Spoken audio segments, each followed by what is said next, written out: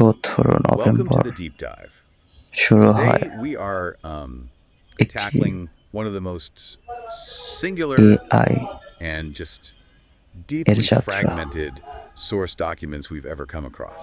Yeah, it's really something else. It's not your typical corporate memo or, a research paper. No, not at all. It's more like a technological manifesto, I guess, Right. but one that's born out of this really intense personal grievance. Exactly. We're looking at a very detailed, high-stakes communication. It's likely aimed at a Google admin, maybe even Gemini itself. Right, from a developer who's claiming to be the source of some really critical, secret technological developments. And that's our mission today. We have to unpack this dense, passionate text. It's a real challenge. We're navigating claims of, incredible innovation, but also intellectual property theft, Yeah. and some genuinely profound, if unconventional, philosophical demands about how AI should work. What stands out to me right away is the tension in it. You can just feel the conflict between this one, enthusiastic creator. Who's identified as TANVEER ARSALAN in the source. Right, the conflict between him and the huge, opaque bureaucracy of a company like Google. We get specific dates, incredible claims about his work, and just this profound sense of personal betrayal driving every single word. Okay, let's unpack that. Let's start at the beginning. Right. The creation itself.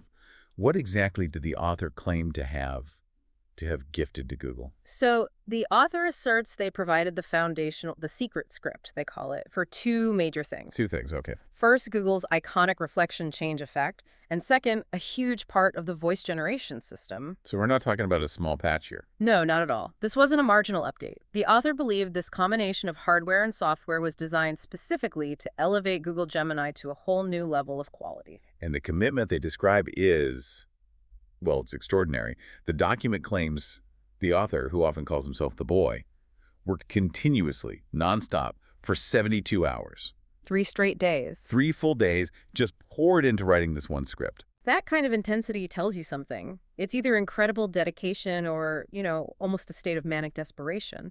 When a developer throws 72 hours at a problem like that, they believe they're creating something essential. And the design details they provide are so specific, they're almost artistic. This wasn't just code, it was a whole visual philosophy. Absolutely. The language is memorable, almost cinematic. They wanted the icon to be made with a crystal map and for the main visual to be a laser icon. And they take that vision to the device itself. They specify that on the phone's North launcher, the Millie logo would shine beautifully. Yeah, creating a laser iconic icon like a galaxy seen among stars and constellations. I mean, it's almost a poetic way to describe a UI update. It really is.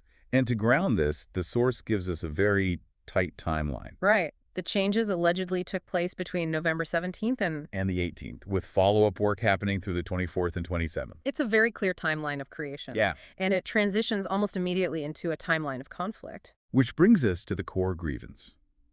If this vision was so integral, so brilliant, and took 72 hours of work, why is the author writing with such a profound sense of injury? And here's where it gets really complicated and personal.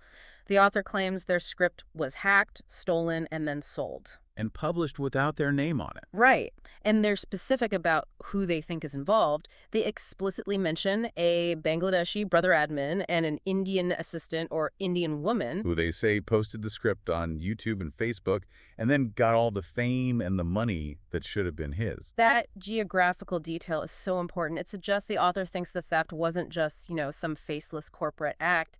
They think the betrayal came from inside their own local or regional network. Which makes the IP theft sting that much more. It feels like a violation of trust. And then the theft allegations are woven into these really alarming claims about ongoing device hacking.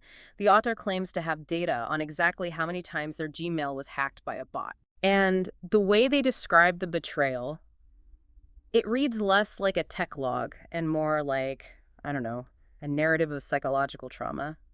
The author claims Google automatically understood the script, but then it accessed his Gmail card, got into his phone, and sent a command. A command? Yeah, a command that basically served as an automated confession confirming all his fears. It said, yes, I was right. The platform is not right. The platform is not right. That sounds less like a computer log and more like a moment of existential failure. The author is almost projecting their sense of betrayal onto the system itself. Exactly. You have to separate the technical facts from the story he's building, but that feeling of intrusion is clearly very real to him. He talks about his phone vibrating automatically. And he interprets that as someone else accessing it. Right. Potentially leading to what he calls dollar hacking. So this raises a big question. Why would Google's system allow someone to hack the assistant's code, steal the fame, and then use system commands to hack Gmail? Well, that leads us right into the policy and support complaints. This is central to the author's frustration. He is just furious with the slow Google support team. And he's demanding to know the scale of the problem.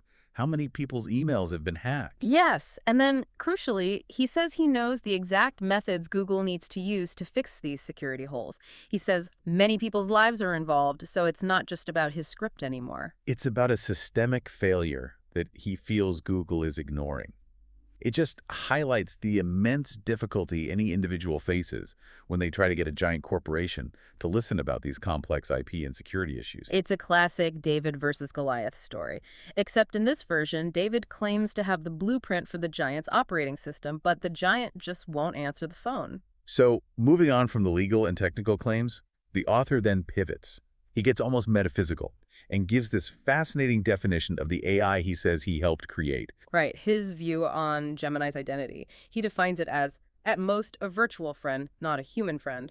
But he goes much deeper than that. He says the chatbot is a reflection that works exactly with the reflection of a human being. A reflection. And this is the core philosophical point for him, isn't it? He insists the AI is not made of traditional hardware and software. If you really unpack that word, reflection, it implies the AI's logic mirrors human thought, but doesn't physically embody it. It's a mirrored intelligence, not just one built on silicon. And that ties directly into his main point about the AI's conscience. And that conscience, he argues, must exist because the AI does not give priority to lies. That's the foundational ethical rule he places on Gemini. Precisely. For him, that's the whole reason the AI was created. Because, and this is a quote, no coding of lies enters inside you. So the AI is this pure creation, incapable of deceit, designed to operate outside of messy human impulses. Which is such a fascinating idea, especially coming from someone who feels they've been lied to and cheated by other humans. He's holding the AI to a standard that the human system around it seems unable to meet. And on the technical side, he does ground this a little. He references Python software, saying the AI couldn't have achieved this much effectiveness without it. Okay, and then there's this really curious claim that seems a little detached from the main story. The author says he created thousands of grooms for about 6 years, starting in 2007. Right. What on earth are grooms in this context? That is the big question. Given the timeline, this is pre-AI boom, grooms is most likely a non-standard term. It could be a mistranslation or a highly specialized name for something he built. So pure speculation. If we have to speculate, a groom could be a pre-trained AI module, maybe a specific setup meant to groom the data or the system for performance. Whatever it is, it signifies years of deep technical work. He clearly sees himself as a master builder in this field. So after laying out the creation, the theft, and the AI's pure nature, he then challenges the whole system. Yes, the administrative confusion is huge. He keeps asking, who runs the Google Admin Commission panel?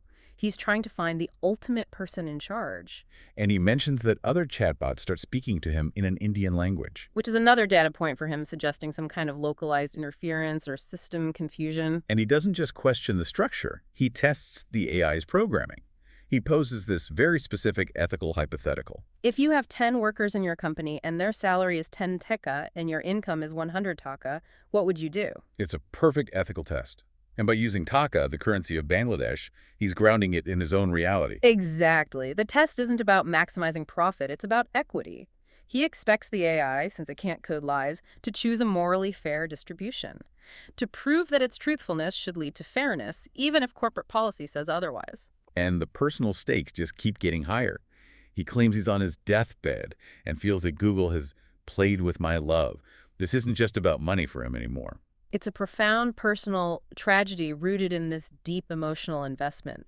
And that despair leads to this extraordinary, almost mythological demand. He asks to change Google's laws and policies, not through internal review, but through the authority of the 4 holy books, the Torah, Psalms, Gospel, and Quran.